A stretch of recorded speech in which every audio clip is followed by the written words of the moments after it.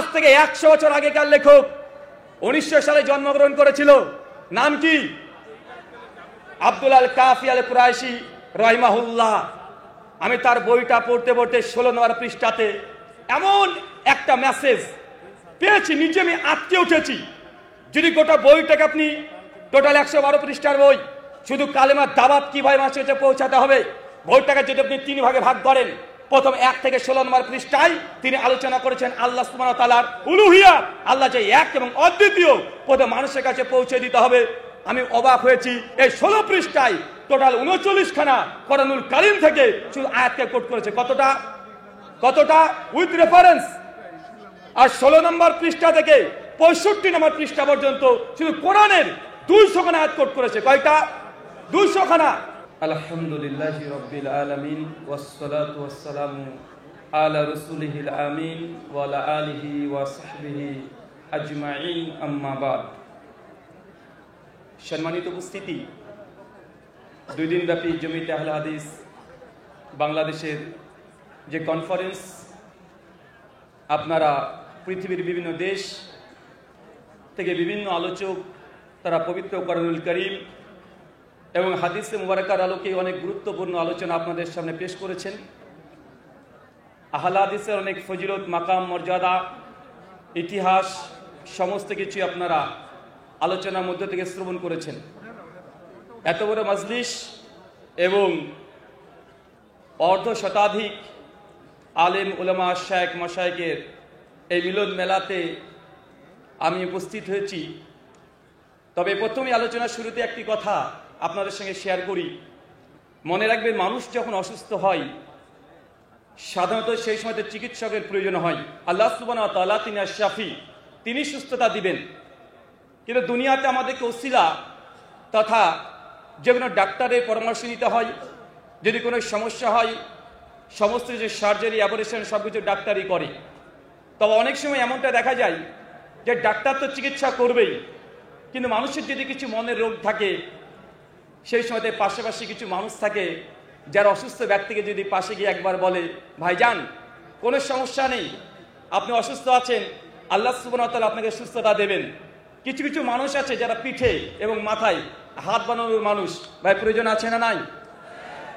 তাই ইসলামের দিন, ইসলাম এখান থেকে জ্ঞান অর্জন করার জন্য মূলত যারা শরীয়তের চিকিৎসক, তারা হচ্ছে আমার পূর্বে যতজন আলোচনা করে গেছেন, আজকে এবং কালকে শায়েখ এবং মাশায়েখগণ, তারা হচ্ছে চিকিৎসক।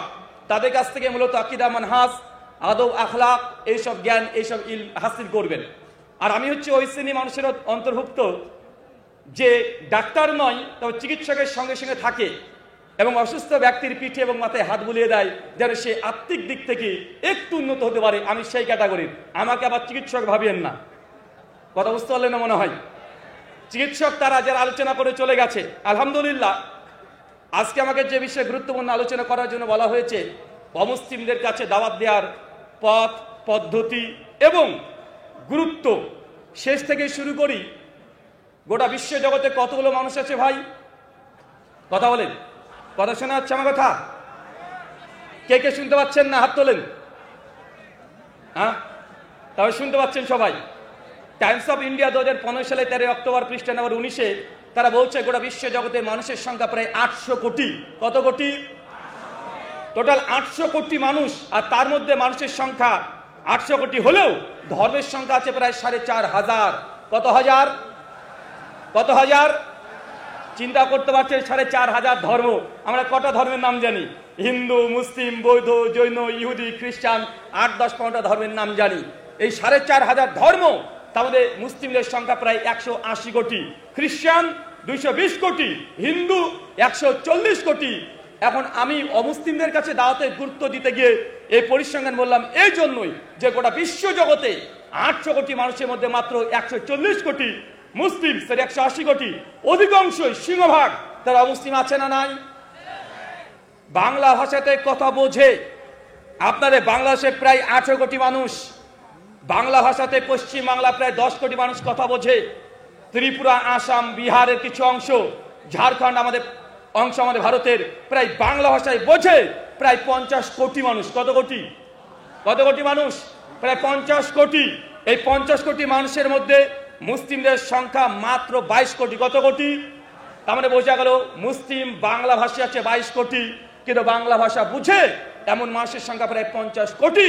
তার মানে 28 কোটি এখনো বাংলার জমিনে বাংলা ভাষা বুঝে বলতে পারে 28 কোটি অমুসলিম আছে না নাই?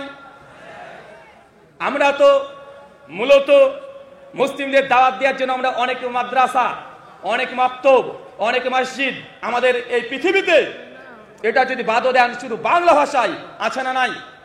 কিন্তু 28 কোটি অমুসলিম আমাদের সামনে সবসময় চলাফেরা করছে, আমরা তাদের সঙ্গে লেনদেন ওঠা বসা করছি, তাদের সঙ্গে বন্ধুত্বের সম্পর্ক আছে, কিন্তু আপনি কখনো তাকে রবের দাওয়াত এখনো তো আমরা দিই নাই। 28 কোটি শুধু বাঙালি অমুসলিম আছে না? তার দাওয়াত দেওয়ার প্রয়োজন আছে না নাই? দাওয়াত দেওয়ার প্রয়োজন আছে। সহিহ বুখারী হাদিস না 3339, আল্লাহ নবী উম্মতে মুহাম্মাদের ফজিলত বর্ণনা করতে গিয়ে আল্লাহ নবী বলছেন কিয়ামতের মাঠে নবী নূহ আলাইহিস সালামের সামনে তার উম্মতকে হাজির করা হবে। তারপরে আল্লাহ সুবহানাহু ওয়া তাআলা বলবেন নূহ আলাইহিস সালামের উম্মতকে যে তোমাদের কাছে কোনো সতর্কবার্তা গিয়েছে কি যায় নাই, কোনো নবী গিয়েছে কি যায় নাই? নূহ আলাইহিস সালাম তখন অস্বীকার করবে। কি করবে কথা বলেন?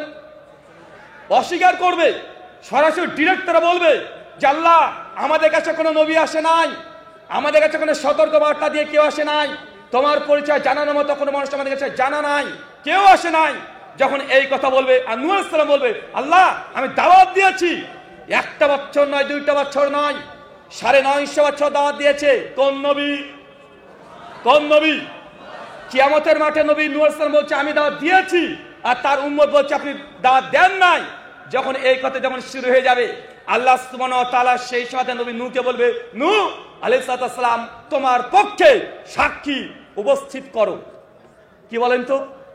কথা মানে বুঝতে পারেননি? নূহ আলাইহিস সালামের কম উম্মত বলছে দাওয়াত আসে নাই, নবী বলছে এসেছে, উম্মত বলছে আসে নাই। আল্লাহ সরাসরি নবী নূহকে যে আপনার পক্ষে সাক্ষী পেশ করেন, কে আছে আপনার সাক্ষী? তখন নবী নূহ আলাইহিস সালাম জানিয়ে দিবেন আল্লাহ আমাদের জন্য সাক্ষী, আমার সাক্ষী উম্মতে মুহাম্মাদি এবং স্বয়ং নবী মুহাম্মদ সাল্লাল্লাহু আলাইহি ওয়াসাল্লাম। তার মানে হাদিসে পরিষ্কারভাবে উম্মতে মুহাম্মাদি শুধু আমরা আমাদের জন্য কিয়ামতের মাঠে সাক্ষী দেব এমনটা নয়, বরং নূহ আলাইহিস সালামের কওমের যারা নবী নূহ আলাইহিস সালামের দাওয়াত কবুল করেনি, তারা যে দাওয়াত দিয়েছে নবী নূহ কিন্তু অস্বীকার করছে, সেই দিন আমরাও সাক্ষী দেব।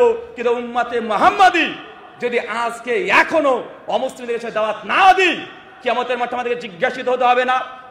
আপনার বন্ধু আছে অমুসলিম, হতে পারে হিন্দু, খ্রিস্টান, নাস্তিক, যে কোনো ধর্মের, তাকে এখনো কালেমার দাওয়াত দেয়নি, এখনো তার সঙ্গে আপনার সার্বিক যত ব্যবসা বাণিজ্য আদান প্রদান আছে, তাই গুটি কয়েক কথা আপনাকে এই অমুসলিমদের কাছে দাওয়াত দেওয়ার পদ্ধতি কি হতে পারে এই ব্যাপারে আপনাকে বলি। দাওয়াতের পদ্ধতি 2 ভাগে ভাগ। কয় ভাগে? 2 ভাগে।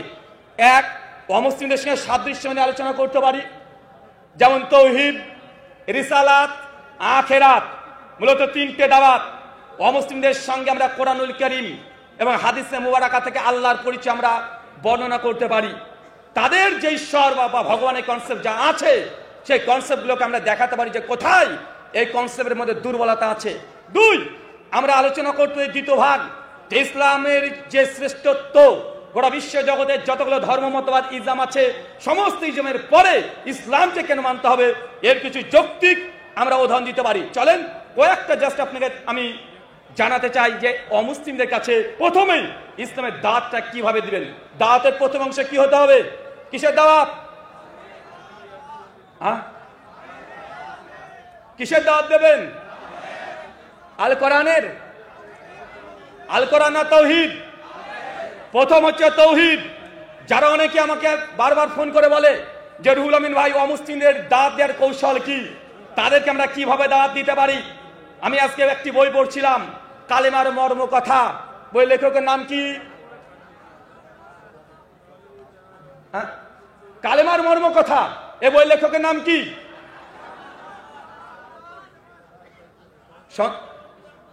কালেমার মর্ম কথা,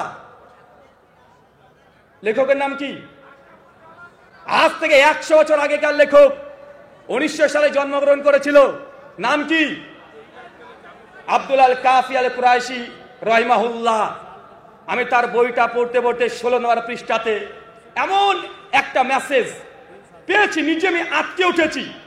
যদি গোটা বইটাকে আপনি টোটাল 112 পৃষ্ঠার বই, শুধু কালেমার দাওয়াত কিভাবে মানুষের কাছে পৌঁছাতে হবে, বইটাকে যদি আপনি 3 ভাগে ভাগ করেন, প্রথম 1 থেকে 16 নম্বর পৃষ্ঠায় তিনি আলোচনা করেছেন আল্লাহ সুবহানাহু ওয়া তাআলার উলুহিয়াত, আল্লাহ যে এক এবং অদ্বিতীয়, প্রথম মানুষের কাছে পৌঁছে দিতে হবে। আমি অবাক হয়েছি, এই 16 পৃষ্ঠায় টোটাল 39 খানা কোরআনুল কারীম থেকে শুধু আয়াতকে কোট করেছে। কতটা উইথ রেফারেন্স। আর 16 নম্বর পৃষ্ঠা থেকে 65 নম্বর পৃষ্ঠা পর্যন্ত শুধু কোরআনের 200 খানা আয়াত কোট করেছে। কয়টা? 200 খানা।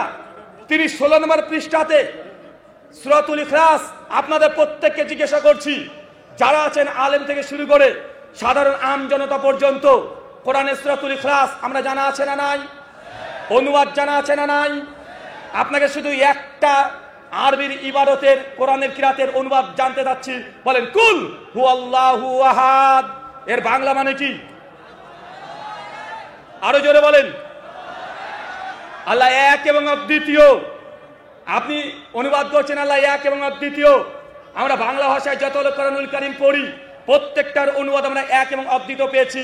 কিন্তু আব্দুল আল কাফি আল কুরাইশি রাহিমাহুল্লাহ, তিনি কালিমার মর্ম কথা এই বইয়ের 16 নম্বর পৃষ্ঠায় লাইন নাম্বার 10 থেকে 12তে তিনি এই অনুবাদ করেছেন, তিনি আল্লাহ একক এবং অদ্বিতীয়। কি বলেন তো? এখন একক কেন বললেন? তিনি কেন একক শব্দ ব্যবহার করলেন, কেন এক বললেন না? আচ্ছা, আহাদ, আহাদ মানে এক না একক? ওয়াহিদুন, এটা কি? এক। কিন্তু আল্লামা কাফি সাহেব তিনি অনুবাদ করছেন কি? তিনি আল্লাহ একক এবং অদ্বিতীয়। একক কেন? আহাদ আর আহাদুন পার্থক্য আছে না নাই? যখন আহাদ বলছেন এটা শুধু নাম্বার বোঝায়, আর যখন আহাদ বলছেন নাম্বারের সঙ্গে সঙ্গে তার সিফাত, এগুলো বোঝায় কি বোঝায় না? তিনি অনুবাদ করে বলছেন আল্লাহ এখানে একক এই জন্যই কারণ আল্লাহ সুবহানাহু ওয়া তাআলা যখন ব্যক্তি হিসাবে এক, সত্তা হিসাবে এক, আল্লাহর গুণ, আল্লাহর বৈশিষ্ট্য, সিফাত সবগুলো এক। আচ্ছা, আর একটা অনুবাদ, লাম ইয়ালিদ ওয়া লাম ইউলাদ, এর বাংলা অনুবাদ কি বলেন?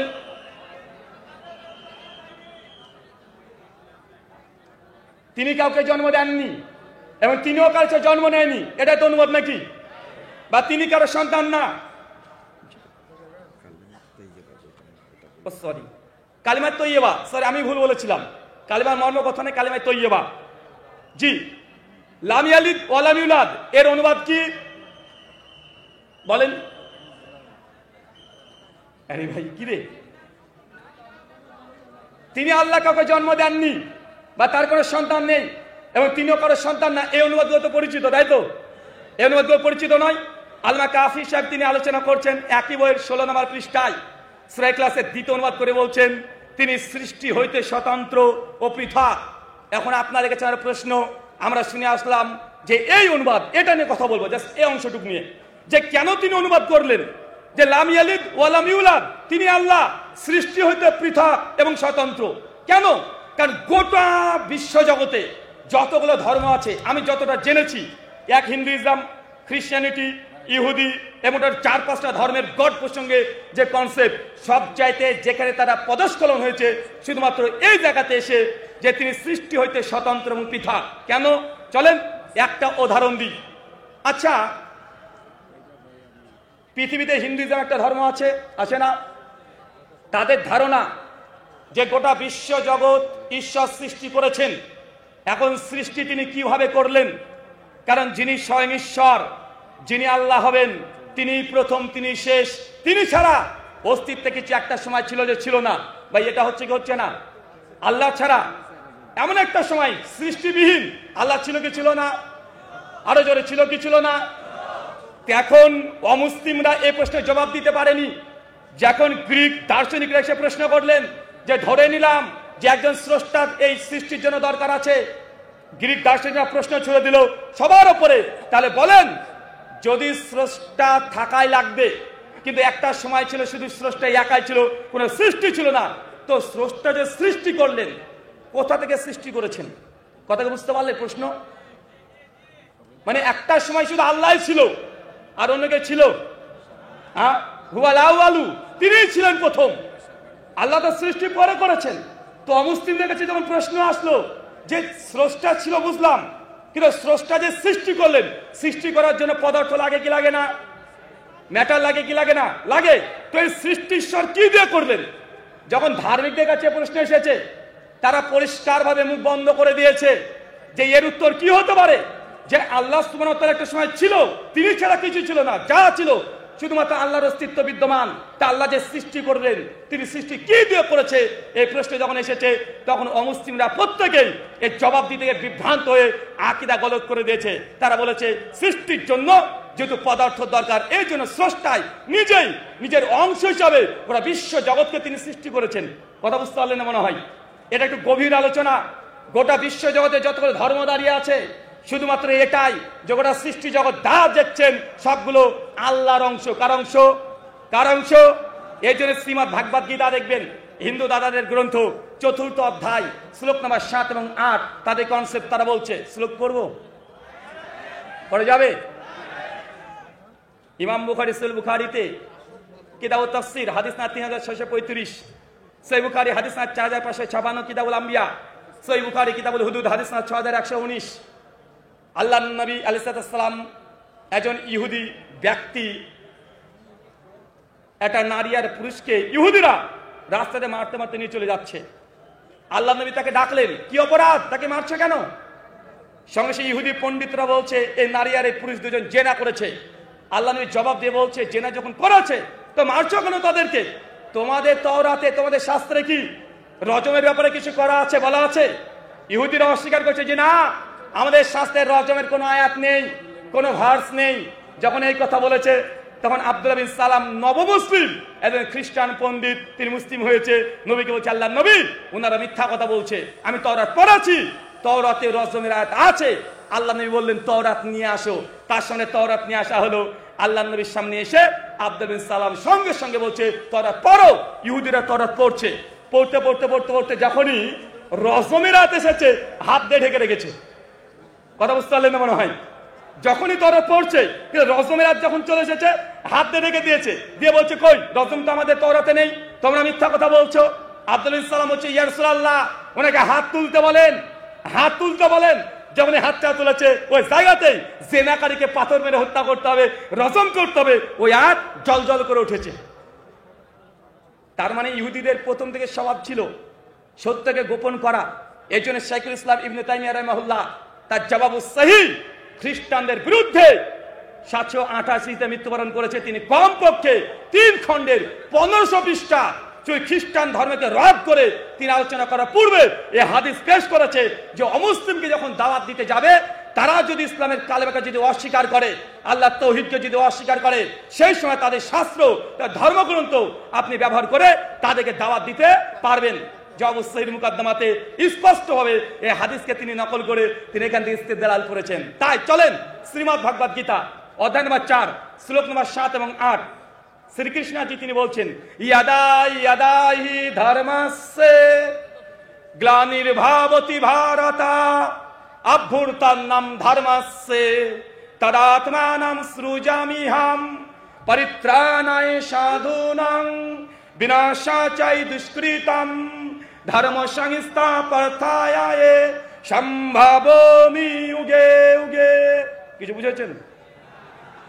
বাংলা মানে ইয়াদা ইয়াদাহি ধর্মস্যে গ্লানির্ভাবতি ভারতা, যখন ধর্মের মধ্যে অধর্ম নেমে আসবে, যখন ধর্মের মধ্যে অধর্ম নেমে আসবে, মানুষ পাপ অন্যায় অত্যাচারের মধ্যে নিমজ্জিত হবে, যখন ধর্মকে মানুষ ধ্বংস করে দিয়ে মন গড়া কথাবার্তা বলতে শুরু করবে, শ্রীকৃষ্ণজি গীতাতে দাবি করছে 8 নম্বর শ্লোকে, পরিত্রাণায় সাধূনাং, সাধু মানুষকে রক্ষা করতে, বিনাশায় দুষ্কৃতম, আর খারাপ মানুষকে ধ্বংস করতে, ধর্ম সংস্থাপনায়, আর ধর্মকে রক্ষা করতে প্রত্যেক যুগে তিনি আবির্ভূত হবেন।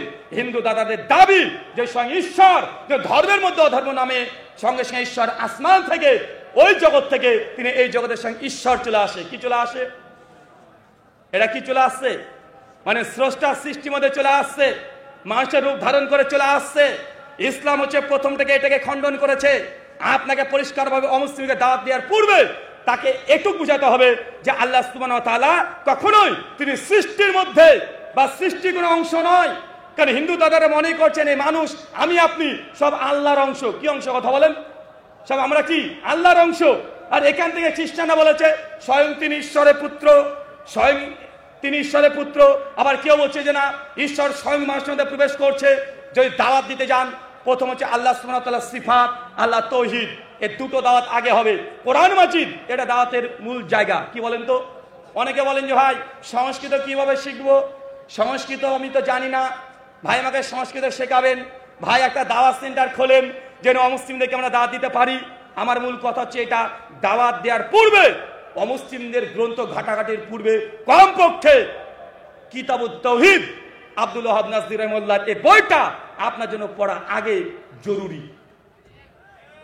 কারণ যারাই অমুসলিমদেরকে নিয়ে দাওয়াতি কাজ করতে গিয়েছে, যদি নিজের আকীদা যদি ঠিক না হয়, আপনি যখন অমুসলিমদের বই ঘাটাঘাটি করবেন বা আপনি বিভ্রান্তি হবেন কি হবেন না? হবেন কি হবেন না? আগে হবেন। তাই যদি দাওয়াত দিতে যান, আগে আপনাকে আকীদার উপরে মজবুতি নিতে হবে। প্রত্যেকটা আল্লাহ সুবহানাহু ওয়া তাআলা উলুহিয়াত, রুবুবিয়াত, আসমা সিফাত তিনটে জায়গাতে কঠিন যদি জ্ঞান অর্জন না করতে পারেন, তাহলে আপনারা পদস্খলন হতে পারে। তাই সাধারণ জনতা যারা আছে, আমি আপনাদের কাছে নসিহত করব, অমুসলিমদের ধর্মগ্রন্থ শাস্ত্র ঘাটাঘাটির জরুরত নেই। আপনার দাওয়াত হবে একমাত্র কোরআনুল কারীম, আল্লাহ সুবহানাহু ওয়া তাআলা কালাম দিয়ে। কি দিয়ে কথা বলেন? আর দুই, নবী সুন্নাত দিয়ে, হাদিস দিয়ে। বাংলাদেশ জমিয়তে আহলে হাদিসের কাছে আমার আবদার, আমার কাছে কমপক্ষে আমার এই 10 বছর জার্নি, 2015 থেকে 2025 এই আলোচনার জগতে আছি। হিন্দু, নাস্তিক, খ্রিস্টান ওদের সঙ্গে আমরা আলোচনা করি। এ নিয়ে বাংলা ভাষী অনেক মানুষের মধ্যে, তালেবে ইলমদের মধ্যে একটা জজবা আমি লক্ষ্য করি। আমাকে না হলেও প্রত্যেক বছরে কয়েক শত যুবকরা আমাকে বারবার বলে, ভাই অমুসলিমদের সঙ্গে দাওয়াত দেওয়ার কৌশলের উপরে একটা ক্লাসের ব্যবস্থা করতে বা একটা ট্রেনিং সেন্টারের ব্যবস্থা করতে।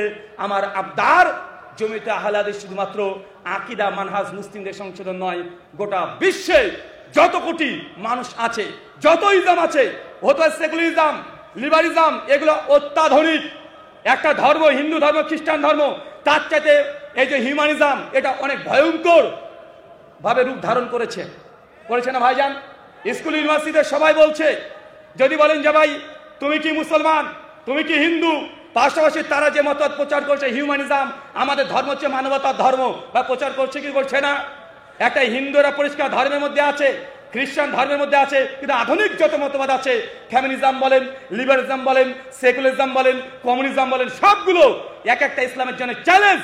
তাই আধুনিক যতগুলো মতবাদ আছে এবং পাশে যে যত ধর্ম আছে, সমস্ত ধর্মের মধ্যে ইসলাম যে একমাত্র আল্লাহ জীবন ব্যবস্থা কেন, আর বাকি যত মতবাদ ইসলাম দর্শন আছে তাদের যে কতি কমি আছে বা দুর্বলতা আছে, এর জন্য যুবকরা অনেকে জানতে চায়।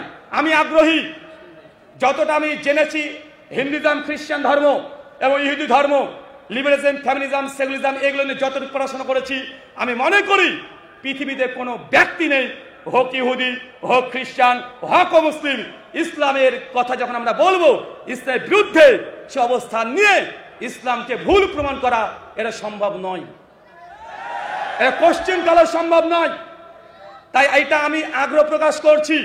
বাংলা ভাষায় অনেক মানুষ আছে, এই নতুন মতবাদগুলো আর পৃথিবীর বিভিন্ন ধর্মের ব্যাপারে কমপক্ষে জানা বোঝার জন্য জমিয়তে আহলে হাদিস বাংলাদেশের পক্ষ থেকে একটা অ্যারেঞ্জ করা হোক, হতে পারে সেটা দাওয়া ট্রেনিং সেন্টারের মাধ্যমে 2 মাস, 3 মাস, 4 মাস যারা দাওরা পাস করেছে, অন্ততপক্ষে অন্য ধর্ম সম্পর্কে কিভাবে দাওয়াত দিতে হয়, তাদের ধর্মের কোথায় দুর্বলতা আছে, কোথায় সমস্যা আছে, কিভাবে তাদেরকে বুঝাবেন, এই কৌশলগুলো আমাদের উচিত।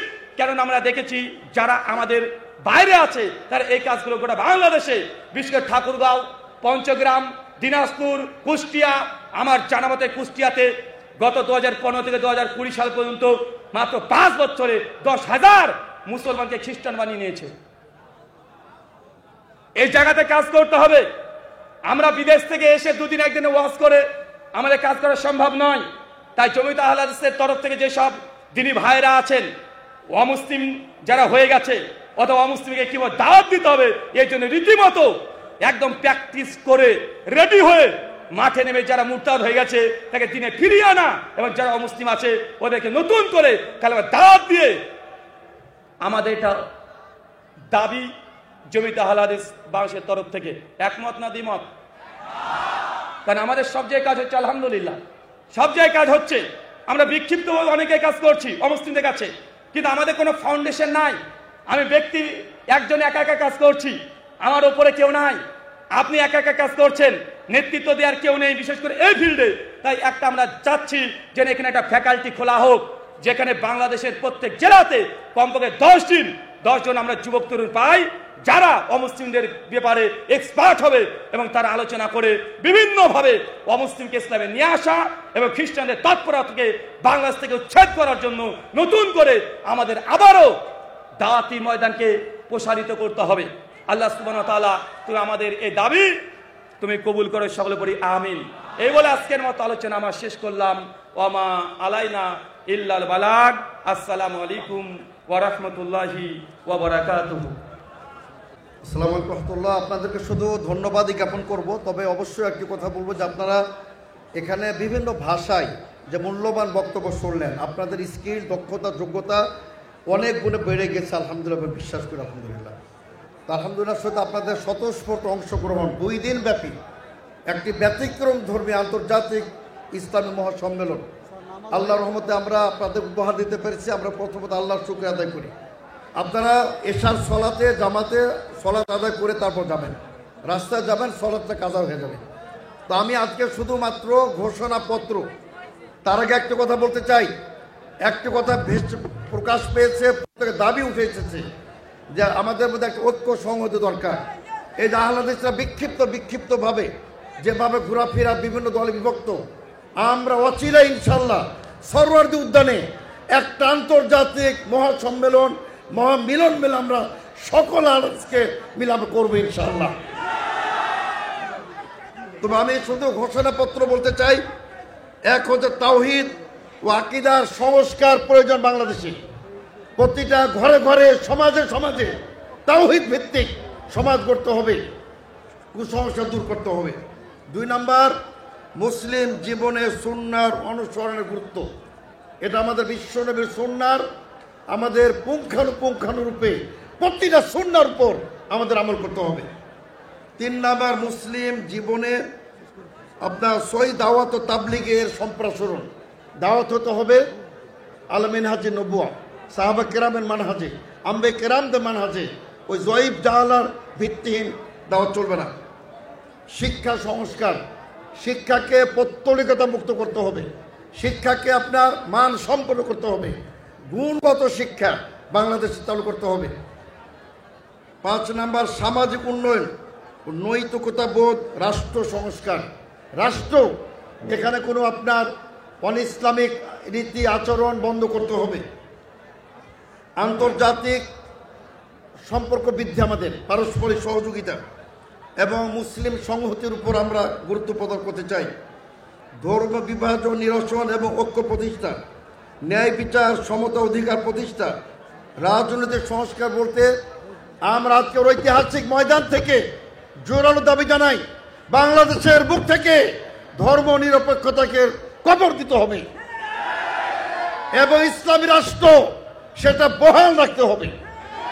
আজকের ঐতিহাসিক আন্তর্জাতিক মহাসম্মেলন থেকে আমরা জোরালো দাবি জানাই, বাংলাদেশের নাস্তিকতা, পৌত্তলিকতা, কুফরি, জাহিলিয়াতকে চিরতরে নির্মূল করতে হবে।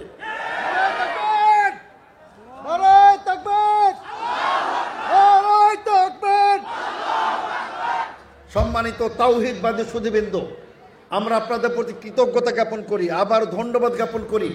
আপনারা সমগ্র বাংলাদেশ থেকে, প্রত্যন্ত অঞ্চল থেকে ঢাকা অভিমুখে রওনা দিয়ে আমাদের আন্তর্জাতিক মহাসম্মেলনকে যেভাবে সাফল্য মণ্ডিত করেছেন, আল্লাহ রাব্বুল আপনাদেরকে উত্তম প্রতিদান এবং আগামী মহাসম্মেলন আরো আন্তর্জাতিক মানের হবে ইনশাআল্লাহ। আপনাদেরকে সকলকে ধন্যবাদ জানিয়ে মহান আল্লাহর প্রতি আউয়ালান ওয়া আখিরান হামদ ও সানা জ্ঞাপন করে আজকের আন্তর্জাতিক মহাসম্মেলনের আমরা সমাপ্তি ঘোষণা করছি। তবে জমিয়তের সকল নেতৃবৃন্দ, বিশেষ করে আলহাজ আওলাদ হোসেন, প্রধান সমন্বয়ক, প্রধান আহ্বায়ক প্রফেসর ডক্টর জোরাবদুর রহিম, ডক্টর আহমদুল্লাহ তিরিশালী, ডক্টর ওইসুদ্দিন সাহেব, ডক্টর শহীদুল্লাহ খান মাদানী, ডক্টর সাহেব মুজাফফর মোহসেন, শাহ আব্দুল্লাহ মাহমুদ, আন্দোলন জাহাঙ্গীর সাহেব, আসাদুল ইসলাম, শাহ হারুন হোসেন সহ আমাদের সকল স্বেচ্ছাসেবক, বিশেষ করে শুভবান, আমি বলেছি গতকালকেই যে তারা হিরো অফ দ্য ডেজ। তারা আপনার এই দিনের বর্তমানে 2 দিনের তারাই হিরো। যেভাবে তারা অত্যন্ত শৃঙ্খলার সাথে সজ্জিত চৌকুশ বাহিনীর মতো তারা যেভাবে আমাদের নেতৃবৃন্দের অতিথিবৃন্দের নিরাপত্তা দিয়েছে, তা আমরা এই জন্য স্বেচ্ছাসেবক বলতে আমি বিশেষ সুব্বানকে বোঝাচ্ছি, সকল স্বেচ্ছাসেবক বীরম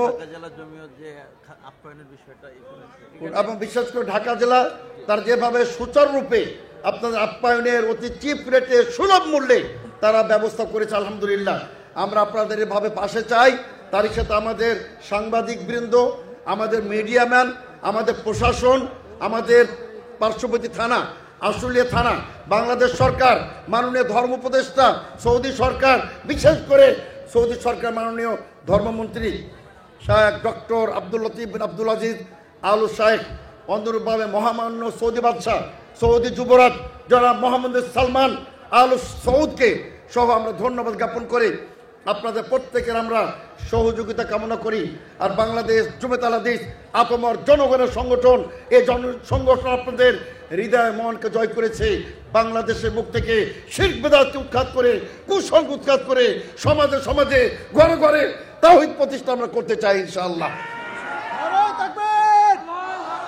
আবার আমি সংক্ষিপ্ত বক্তব্যে আমাদের সকল নেতৃবৃন্দ, আজকে সত্যি সুব্বানের আমাদের শেখ আব্দুল হারিসের বক্তব্য যখন চলা মিশেছিলাম, তার চালামি বক্তব্যে আমি মনে করি আপনার রক্ত যদি গরম না হয় তার আপনার ইমানের দুর্বলতা আছে।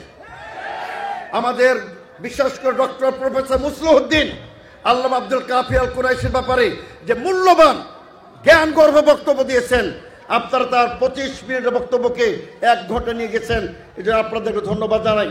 আল্লামা আব্দুল কাফি কুরাইশির প্রতি, জমিয়তের প্রতি আপনাদের প্রাণ নিংড়ানো ভালোবাসা আমাদেরকে দারুণভাবে মুগ্ধ করেছে। এটা আপনাদেরকে আমরা ধন্যবাদ জ্ঞাপন করি। আমরা আমাদের সকল নেতৃবৃন্দ, প্রফেসর ডক্টর মুসলিউদ্দিন ওসমান গনি, আব্দুল্লাহ মাহমুদ, তারা আপনার রাতভর আমাদের সেক্রেটারি জেনারেল এখানে তিনি এয়ারপোর্টে থাকার কারণে তিনি সর্বদা ছিলেন, তিনি গত রাতে এখানে যাপন করেছেন, তিনি আপনার যান নাই, সার্বক্ষণিক তিনি এখানে গভীরভাবে পর্যবেক্ষণ করেছেন। আমাদের শাহ ডক্টর মুজাফফর বিন মোহসিন, মাওলানা নুরুল ইসলাম আমাদের কেন্দ্রীয় এতিমখানা পরিচালক, তার আমরা প্রাণ খুলে তার জন্য দোয়া করি, আল্লাহ রব্বুল আলামিন তাকে সুস্থতা দান করুন। মডেল মাদ্রাসার শিক্ষক ইয়াকুব বিন আব্দুল সালাম মাদানী, এবং আমরা প্রত্যেকে ধন্যবাদ, বিশেষ করে প্রফেসর ডক্টর আহমদুল্লাহ তিরিশালী, শাহ মাসুদ আল উমরি, সেই আপনার 5 রুখি থেকে তিনি এখানে রাত্রি যাপন করেছেন। শাহ ডক্টর মুজাফফর মোহসিনের সম্মেলন তিনি ওটার ঘোষণায় দেন নাই, এটার অপেক্ষায়, এটা শেষ হবে তারপর তিনি ঘোষণা দিবেন। বিশেষ করে আমাদের অত্যন্ত স্নেহধন্য আমাদের প্রিয় আব্দুল্লাহ মামুন নুরুল ইসলাম সাহেবের সুযোগ্য সন্তান, নিবেদিত প্রাণ জমিয়তের জন্য সে নিজেকে উজাড় করে দিচ্ছে, আলহামদুলিল্লাহ। তো আমরা আমাদের তরুণ শাহ আব্দুল্লাহ ফারুক, আব্দুল বিন হারিস, ইসাক মাদানী, শাহ আব্দুল কাফি মাদানী, আমাদের শাহ আব্দুল মাতিন সাংগঠনিক সম্পাদক সহ আমাদের প্রত্যেক সুব্বান, আগামী দিনের ভবিষ্যৎ, আগামী দিনের জমিয়তের নেতৃবৃন্দ ইনশাআল্লাহ। আমাদের ভুলে যায় ওই যে পিছনে out of sight out of mind, মাশাআল্লাহ যে সুন্দরভাবে প্রস্তাবনা তিনি লিখিত দিয়েছেন, আলহামদুলিল্লাহ আমরা সেটা পর্যালোচনা করেছি। তিনি মিডিয়ার সাথে যোগাযোগ সহ অত্যন্ত গুরুত্বপূর্ণ তিনি ভূমিকা পালন করেছেন। বিশিষ্ট আপনার ব্যাংক অফিসার এবং বিশিষ্ট সুব্বান নেতা, সুব্বান পরিচালক, এবং বর্তমানে আপনার জমিয়তের আমাদের সহকারী সাংগঠনিক সম্পাদক, এবং বিশেষ করে আমরা রিজাউল ইসলাম সাহেবকে, এবং বিশেষ করে প্রত্যেক জেলা জমিয়তের সভাপতি, সেক্রেটারি, কোষাধ্যক্ষ, প্রত্যেক নেতৃবৃন্দ, আমাদের কর্মীবৃন্দ, প্রত্যেককে ধন্যবাদ। এবং ঢাকা মহানগরকে বিশেষ করি, আমি আবার বলবো, ঢাকা মহানগর বলতে আবার আওলাদ হোসেন আর জাহাঙ্গীর ভাই এবং ইহসানুল্লাহ, প্রত্যেকে আমরা আমাদের হাফেজ ওসিম সজীব, প্রত্যেকে আলহামদুলিল্লাহ আল্লাহ পাক রব্বুল আলামিন আমাদের এই মহাসম্মান কবুল করুন। আল্লাহ পাক রব্বুল আলামিন বাংলাদেশকে তাওহীদের জন্য কবুল করুন। আল্লাহ পাক রব্বুল আলামিন বাংলাদেশকে একটি মাজার মুক্ত তাওহীদের উপর ভিত্তি করে আমাদেরকে তিনি বাংলাদেশ ইসলাম প্রচারের, ইসলাম প্রতিষ্ঠা তিনি তৌফিক দান করলাম, আমিন। আমি মহান আল্লাহ তাআলার সাহায্য প্রার্থনা করে, প্রত্যেকে ধন্যবাদ জ্ঞাপন করে আজকের ঐতিহাসিক আন্তর্জাতিক মহাসম্মেলন আমরা এখানে সমাপ্তি ঘোষণা করছি। সুবহানাকাল্লাহুম্মা ওয়া বিহামদিকা আশহাদু আল্লা ইলাহা ইল্লা আনতা আস্তাগফিরুকা ওয়া আতুবু ইলাইক। আসসালামু আলাইকুম ওয়া রাহমাতুল্লাহি ওয়া বারাকাতুহু।